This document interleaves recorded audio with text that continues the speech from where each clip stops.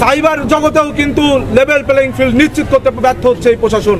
নির্বাচন আচরণ বিধি সুস্পষ্টভাবে লঙ্ঘন করছে। আপনারা যদি লেভেল প্লেইং ফিল্ড নিশ্চিত না করতে পারেন তাহলে কারা করবে? আমরা সুস্থ ধারা রাজনীতি করব, অভিযোগের রাজনীতিকে বাদ দিব। কিন্তু অভিযোগ তো নয়, বরং কিছু প্রকৃত বিষয় যদি আজকে তুলে না ধরা হয় সেই ক্ষেত্রে সাধারণ শিক্ষার্থীদের সাথে ক্যাম্পাসের রাজনৈতিক পরিবেশ এবং ডাকসুর পরিবেশের সাথে সাংঘর্ষিক হয়ে যাচ্ছে।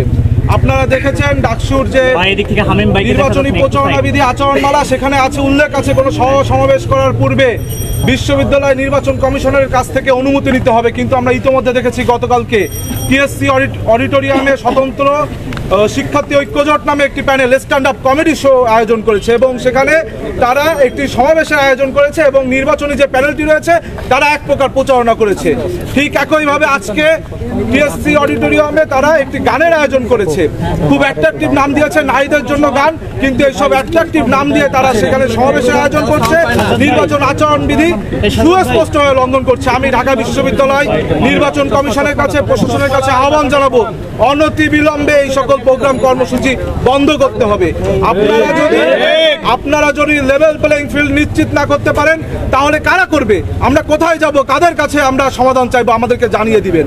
একই সাথে আপনারা দেখেছেন শুধু এই অফলাইন প্ল্যাটফর্ম না, অনলাইন প্ল্যাটফর্মেও বিভিন্নভাবে সাইবার বুলিং এর মাধ্যমে নারী প্রার্থীদেরকে হেনস্থা করা হচ্ছে।